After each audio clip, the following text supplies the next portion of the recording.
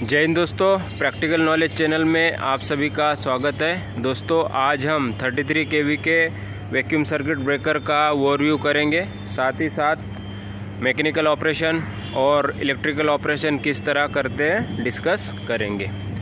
दोस्तों ये हमारा 33/11 kV का ग्रिड सब स्टेशन है, जिसमें जितने भी सर्किट ब्रेकर लगे हुए हैं दोस्तों सभी वैक्यूम टाइप सर्किट ब्रेकर लगे हुए हैं। आइए दोस्तों अब हम वैक्यूम सर्किट ब्रेकर का ओवरव्यू करते हैं। दोस्तों ये हमारा 33 kV का वैक्यूम सर्किट ब्रेकर है, आप देख सकते हो। दोस्तों नीचे के पोर्शन को हम स्विचिंग चैम्बर कहते हैं और ऊपर के पोर्शन को हम इंटरप्टिंग चैम्बर कहते हैं।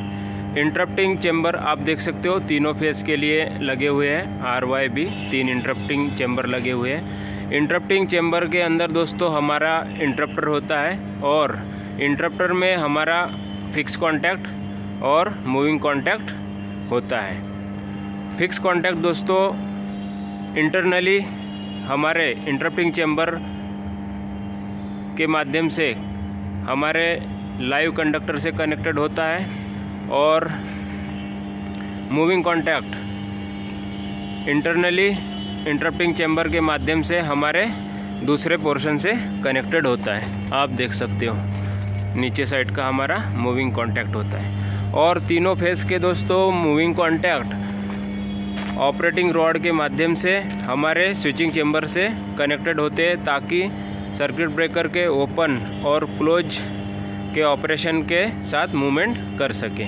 इसलिए दोस्तों इसको हम मूविंग कॉन्टैक्ट भी कहते हैं। और दोस्तों ये हमारा स्विचिंग चैम्बर होता है। स्विचिंग चैम्बर में मैकेनिकल अरेंजमेंट और इलेक्ट्रिकल कंट्रोल वायरिंग होती है, ताकि हम सर्किट ब्रेकर को या वैक्यूम सर्किट ब्रेकर को मैकेनिकली और इलेक्ट्रिकली ऑपरेट कर सके या ओपन या क्लोज कर सके। दोस्तों इसको हम ओपन करके आपको दिखाते हैं। दोस्तों आप देख सकते हो ये हमारे वैक्यूम सर्किट ब्रेकर का मैकेनिकल अरेंजमेंट है और यह हमारे इलेक्ट्रिकल ऑपरेशन के लिए कंट्रोल वायरिंग लगी हुई है। मैकेनिकली सर्किट ब्रेकर को या वैक्यूम सर्किट ब्रेकर को ऑन ऑफ करने के लिए हमारे पास पुश बटन है। ये देखिए, ये ट्रिप की पुश बटन है, ये क्लोज की पुश बटन है। साथ ही साथ दोस्तों मैकेनिकली अगर हमारा ब्रेकर स्प्रिंग चार्ज नहीं होता है तो हम इस हैंडल के माध्यम से ब्रेकर को स्प्रिंग चार्ज करते हैं, क्योंकि दोस्तों किसी भी ब्रेकर को ऑन करने के पहले हमारे ब्रेकर की स्प्रिंग चार्ज होना बहुत ज़रूरी है। दोस्तों हम इस फ्लैग के माध्यम से ब्रेकर के स्टेटस को देख सकते हैं कि हमारा ब्रेकर अभी ओपन है या क्लोज है, और ये दोस्तों हमारे स्प्रिंग चार्ज के स्टेटस को बताता है कि हमारा स्प्रिंग चार्ज ब्रेकर का स्प्रिंग चार्ज है या डिस्चार्ज है। साथ ही साथ दोस्तों सर्किट ब्रेकर को इलेक्ट्रिकली ओपन या क्लोज करने के लिए हमारी ट्रिप कॉइल्स और ये क्लोजिंग कॉइल्स लगी हुई है। 2 ट्रिप कॉइल लगी हुई होती है स्टैंड बाय, एक ख़राब होने पर दूसरी हमारी वर्किंग हो सके, क्योंकि हमारे ब्रेकर का ट्रिप होना बहुत ज़रूरी है। दोस्तों अब हमने जैसा कि आपको बताया कि ब्रेकर को क्लोज करने के लिए स्प्रिंग चार्ज का होना बहुत ज़रूरी है, तो अभी हमने AC सप्लाई 220 वोल्ट जो हमारी डाउन कर रखी है, ताकि आपको दिखा सके कि स्प्रिंग चार्ज का होना बहुत ज़रूरी है। तो आप देख सकते हैं अभी हमारा ब्रेकर क्लोज नहीं होगा। अब दोस्तों इस हैंडल के माध्यम से हम ब्रेकर को चार्ज कर सकते हैं। मैं अब डायरेक्टली इसको इलेक्ट्रिकली चार्ज करता हूँ। देखिए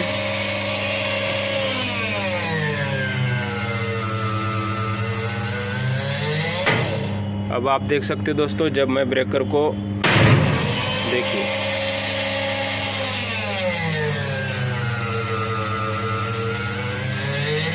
इस तरह दोस्तों ब्रेकर का स्प्रिंग चार्ज होना बहुत ज़रूरी है। अब मैं ट्रिप करता। अब हम इलेक्ट्रिकली भी दोस्तों इसको सर्किट ब्रेकर को ओपन या क्लोज करेंगे। सर्किट ब्रेकर को लोकली क्लोज करने के लिए हमें लोकल रिमोट स्विच को यहाँ लोकल रखना बहुत ज़रूरी है, और जब हम CRP के माध्यम से कंट्रोल रूम से क्लोज करते हैं तो हमें इस स्विच को रिमोट पे करना होता है। और ये हमारा दोस्तों टीएनसी स्विच होता है, जिसके माध्यम से हम सर्किट ब्रेकर को क्लोज और ट्रिप कर सकते हैं। आप देखिए टीएनसी से हमारा ब्रेकर क्लोज हो गया है और अब हम ट्रिप करेंगे। ट्रिप हो गया। दोस्तों मेन बात यह है कि वैक्यूम सर्किट ब्रेकर को वैक्यूम सर्किट ब्रेकर क्यों कहते हैं। नॉर्मल लोड कंडीशन में या एबनॉर्मल लोड कंडीशन में, मैं फिर से दोहराऊंगा दोस्तों, नॉर्मल लोड कंडीशन में या एबनॉर्मल लोड कंडीशन में। नॉर्मल लोड कंडीशन में दोस्तों हम सर्किट ब्रेकर को या वैक्यूम सर्किट ब्रेकर को टीएनसी के माध्यम से या सीआरपी में या स्काडा के माध्यम से ओपन करते हैं। और एबनॉर्मल लोड कंडीशन में ब्रेकर फॉल्ट को सेंस करके, रिले फॉल्ट को सेंस करके ब्रेकर को ओपन या ट्रिप करती है, चाहे वो अर्थ फॉल्ट हो या ओवर करंट हो या शॉर्ट सर्किट फॉल्ट हो। उस दरमियान दोस्तों हमारे जो इंटरप्टर के बीच फिक्स कांटेक्ट होते हैं और मूविंग कांटेक्ट होते हैं, मूविंग कांटेक्ट फिक्स कांटेक्ट से सेपरेट होना स्टार्ट करते हैं, क्योंकि हमारे ब्रेकर पे ट्रिप या ओपन कमांड जनरेट होती है। इस दरमियान हमारे इंटरप्टर के बीच फिक्स और मूविंग कांटेक्ट में आर्क प्रोड्यूस होती है। उस आर्क को हम इलेक्ट्रिकल आर्क कहते हैं। और उस आर्क को बुझाने के लिए या आर्क क्विंचिंग के लिए या इंसुलेशन के लिए हमारे इंटरप्टर के बीच वैक्यूम फील्ड होती है या प्रेशराइज होती है। इसलिए दोस्तों हम इसे वैक्यूम सर्किट ब्रेकर भी कहते हैं। दोस्तों वैक्यूम सर्किट ब्रेकर के एडवांटेज ये है कि इसमें लिटिल मेंटेनेंस की रिक्वायर्ड होती है, साथ ही साथ फायर लगने के चांसेस नहीं होते क्योंकि वैक्यूम प्रेशराइज होती है। और दोस्तों ये एटमॉस्फेयर को भी इफेक्टेड नहीं करता है। आशा करता हूँ दोस्तों कि वैक्यूम सर्किट ब्रेकर का ओवरव्यू का डिस्कशन आपको अच्छा लगा होगा।